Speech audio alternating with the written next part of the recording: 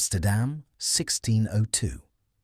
A group of merchants gather in a room that smells of ink and salt and sign their names beneath a royal seal. The parchment grants a private company the right to sail to Asia, wage war, build forts, mint coins, and monopolize the world's most coveted spices. Investors line up to buy shares, pieces of a venture bold enough to move navies and markets. It will be called the Verenigde Oostindische Compagnie, the Dutch East India Company. Its profits will dazzle. Its methods will terrify. It will help invent the stock market and, when necessary, enforce prices at gunpoint. Was it truly the richest company ever? And what did that wealth cost the people who produced it? The answer starts with a new kind of finance. Before 1602, Dutch merchants sponsored pre-companies, won voyage ventures that dissolved when the ship returned. Risk was concentrated, capital scattered. The States General forced a merger of those rivals and granted the new company a 21-year monopoly on Dutch trade east of the Cape of Good Hope. Crucially, the capital in the Dutch East India Company was not tied to a single voyage. It was permanent. Investors subscribed once, and their shares could be transferred without liquidating the enterprise. That simple innovation created a market for ownership itself. In Amsterdam, share transfers moved from notaries' ledgers to more fluid, routine trading. Prices responded to rumors of storms, whispers of battles, and lists of cargo. The practice would harden into an institution, the Amsterdam Stock Exchange. Governance matched the ambition. 6 regional chambers, Amsterdam, Zeeland, Middelburg, and 4 smaller ports, subscribed capital and built ships in proportion to their means. Above them sat the Heren 17th, a 17-member board that set strategy and, in business-like terms, decided matters of war and peace. Revenues from pepper, cloves, nutmeg, silk, porcelain, tea, and more flowed through ledgers as thick as Bibles. The company could sign treaties and demand them be honored at cannon range. For European investors, it looked like a marvel of organization. For Asian polities, it could feel like a sovereign without a king. Within 2 decades, the VOC seized its operational heart.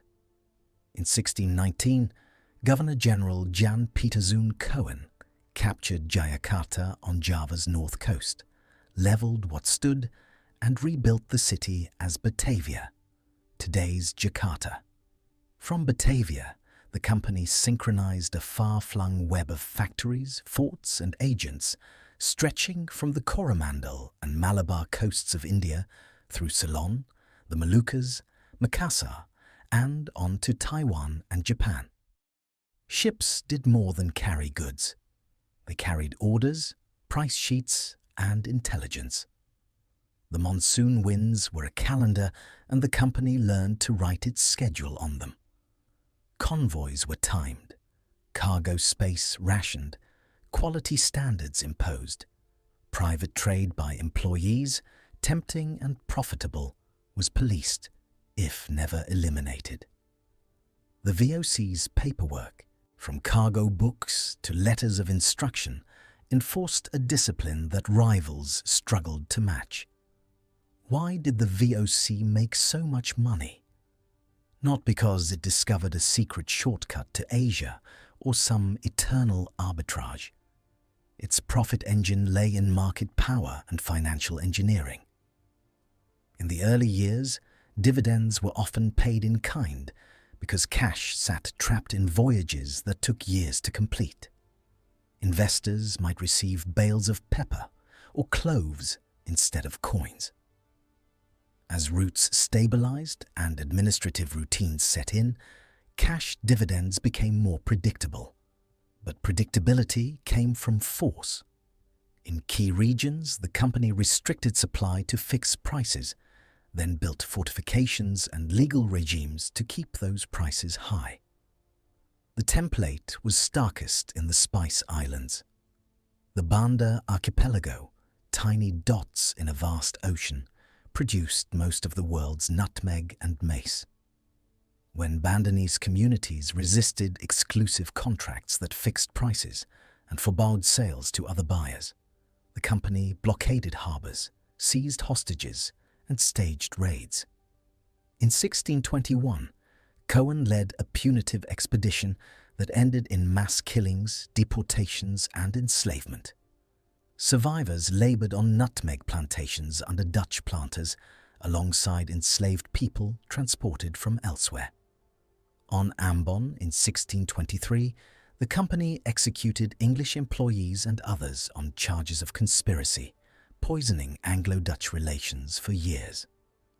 Across its territories, the VOC issued passes to control movement, demanded tribute to enforce obedience, and made examples when contracts failed. These were not accidents at the edges of an otherwise gentle capitalism. They were instruments of a monopoly. Back in Amsterdam, the financial system orbited VOC paper. Because the company did not dissolve after each voyage, its shares represented a continuous claim on an operating empire. That permanence allowed traders to value the company every day, not once per voyage. Out of that continuity came more sophisticated instruments, forward contracts, options, even short selling, designed to hedge cargo risk or speculate on news. A cyclone in the Indian Ocean, a rumour of a naval skirmish, a sudden shortage of cloves. Any of these could move prices. Market gossip became a business model. In effect, the VOC financialized empire at home and imperialized finance abroad. Stock prices reflected not just the expected profit of spices, but confidence in the company's ability to police markets. This is where the claim of richest company ever takes root, and where it needs context. Modern infographics often stack the VOC above Apple or Saudi Aramco, translating 17th century numbers into today's dollars and producing staggering totals in the trillions. The arithmetic usually relies on consumer price indices or similar inflation measures. But those tools answer the question, how many loaves of bread is a guilder worth? Not, how would a modern market capitalize a state-backed monopoly with the right to wage war? The circulating shares of the VOC did not represent the same kind of free-float market cap we use today. Ownership was constrained.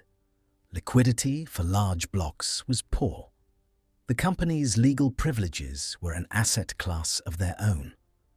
What can be said with firmer footing is still impressive. Subscribed capital in the early decades reached into tens of millions of guilders, and reconstructions by historians suggest a peak valuation on the order of roughly 70 to 80 million guilders in the 1600s. In its time, that was colossal. It could outfit fleets, maintain garrisons, and outspend rivals.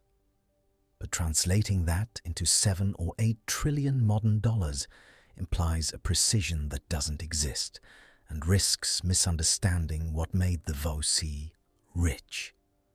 Not just cash on hand or market cap, but the capacity to set prices by controlling choke points. There was always a bill coming due. The company's very scale demanded administrators, guards, shipwrights, translators, and lawyers. Corruption nibbled at margins. Private trade by employees diverted profits into unrecorded pockets. Asian merchants adapted and found ways around Dutch choke points. Other Europeans learned the playbook. The British East India Company, the French Compagnie des Indes, the Danes, and others competed for the same coasts, the same alliances, the same monsoon windows. As the 18th century matured, the once vast price gaps between Asian buying and European selling narrowed. At the same time, Wars in Europe and Asia raised insurance rates and convoy costs. The tea and textile trades shifted. The VOC's once dominant routes no longer guaranteed dominant profits. Dividends sagged, debt climbed. The Dutch state, which had granted the company its powers and benefited from its taxes and jobs, stepped in. Rescue followed rescue, but the operating model was exhausted. In 1799, the VOC was dissolved. Its debts and possessions were transferred to the state. The famous monogram survived on crates longer than it survived in ledgers. What had begun as a financial innovation, married to armed trade, ended as a public liability. What remains is a dual legacy, blueprint and warning. On the blueprint side, the VOC normalized the idea of raising large pools of permanent capital from many investors, then letting those investors enter and exit at will. It habituated markets to the idea that news of weather, war, and policy could move prices immediately. It established corporate governance on an international scale: boards, regional chambers, standardized procedures, and audited accounts. It showed that information, not just ships, had to move on schedule. Without those tools, modern securities markets and multinational firms would look very different.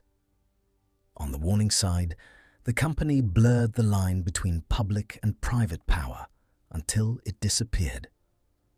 The VOC had a knack for treating sovereignty as a cost center to be optimized. Treaties when cheaper, war when cheaper still.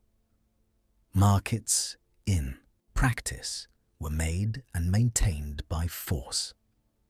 The company's story complicates tidy narratives of free trade, reminding us that many trading systems were built atop unfree labor and coerced agreements. In the Banda Islands, in Ambon, and in other corners of its empire, the company's balance sheets were written alongside the losses of communities that had little say in the contracts that governed them. So, was the Dutch East India Company the richest company ever?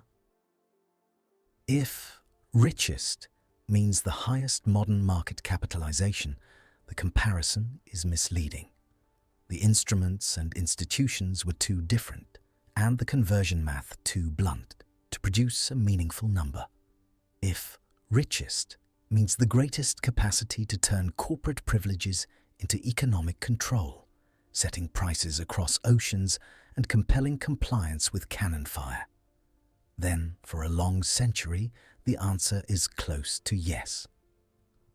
But that answer comes with a ledger of costs: lives taken and displaced, trades criminalized, and political orders reshaped to suit a balance sheet. The more useful lesson is not in a headline figure, but in a mechanism. The VOC fused a permanent capital base to coercive monopoly, then used logistics and information to make the arrangement scalable. It taught the world how to sell pieces of that machine to investors, and how to use those investors' expectations to justify harder edges abroad. Its fall, when costs outran monopolies and rivals adapted, reminds us that even the mightiest corporate empires are vulnerable to competition, corruption, and the simple arithmetic of overreach. Today's global economy still bears the imprint. Stock exchanges promise liquidity, boards promise discipline, supply chains promise efficiency. Yet the old questions linger beneath modern phrasing.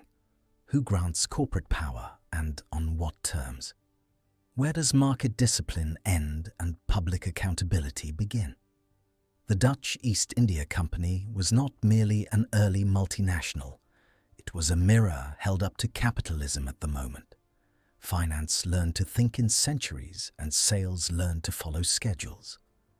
And a warning that when profit and sovereignty embrace, someone far from the counting house will pay the price.